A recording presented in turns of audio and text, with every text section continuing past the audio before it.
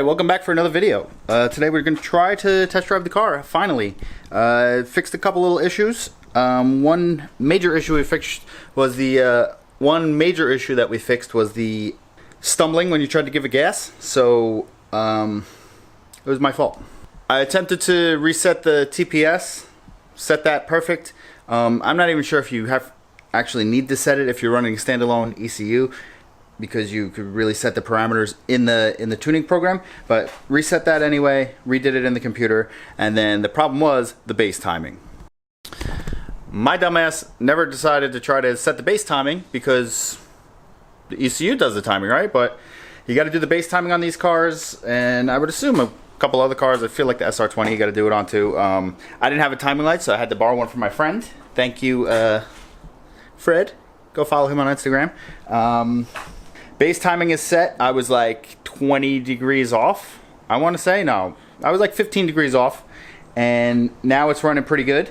The only other issues I'm having now is it seems to be running super lean. But I spoke to the tuner. He's convinced it's not running super lean because of something with the fuel pulses in the tuner. So he says I either have an exhaust leak before the O2 sensor, or the O2 sensor is not actually working properly. Or it could have or the fuel pressure could be off. But I'm going to turn the car on. I'm going to look to see if I could find any like possible exhaust leaks, because I did change this fitting here. This is like a new thing. It goes from like the Borg Warner style flange and it brings it to a V-band. So there's a possibility that's leaking. Possibility the O2 sensor has like some gunk on it or something. But we're going to start it up and check it out. The computer is charging, but I don't really know what the hell to do with in the tuning program anyway. I know how to set the TPS so far. I know how to change the map sensor to the one that's in the car, and I think that's all I know how to do. So I guess it makes no sense, but I'm gonna start it up, and I guess we're gonna check for leaks. I don't know if I should use smoke, or if it's an exhaust leak blowing out, maybe something that bubbles. I don't know. Now, there's a very good chance this is dead. I hope I don't have to jump because it's getting a little annoying, so let's try it out. Ooh.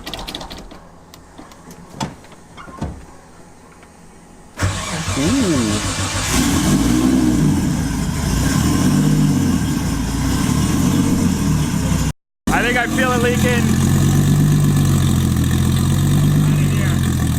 I feel it leaking a little bit there, so I think we found the problem. I might still be able to test drive it, I guess. See, that's not like real, it's not real lean. It's a fake reading of lean.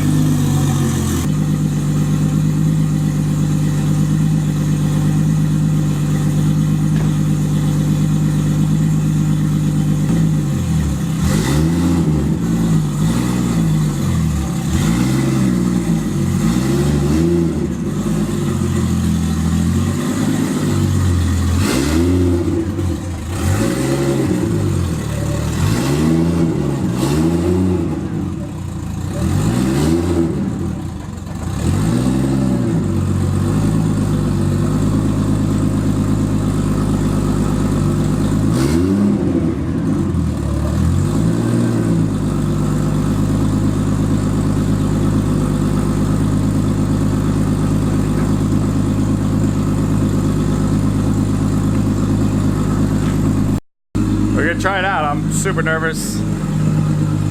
Pray for me.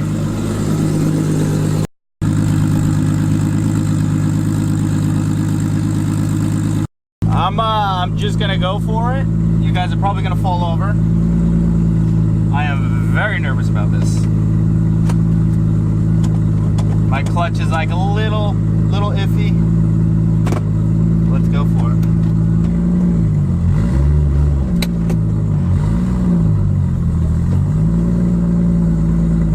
Brakes work. I guess I bled them right.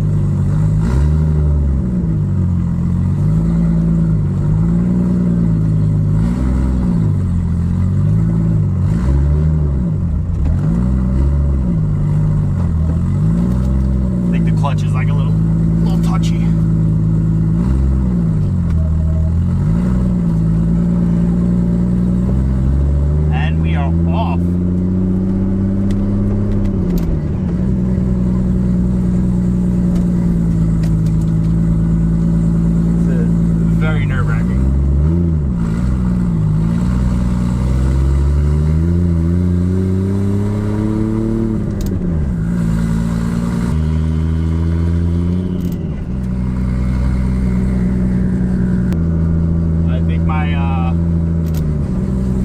odometer is scraping on something.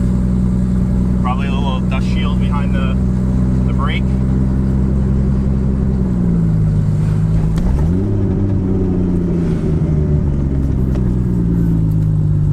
That's a U-turn in there. I'm not making a U-turn.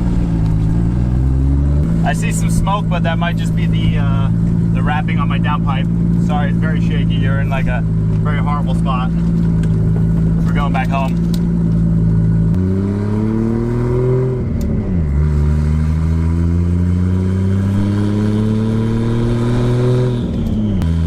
The coolant temp's getting high. I have the fans, but I don't really want to turn them on right now. I also have a coolant leak somewhere.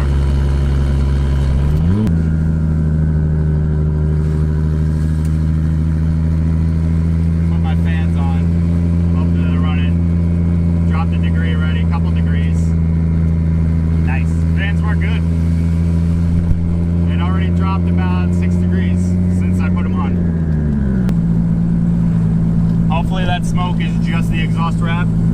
Cross your fingers for me.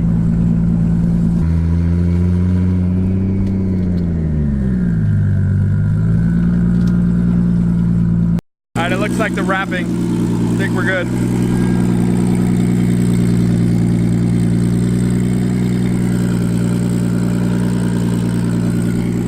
I'm gonna go with wrapping in whatever oil I spilled on the turbo from whenever, but success.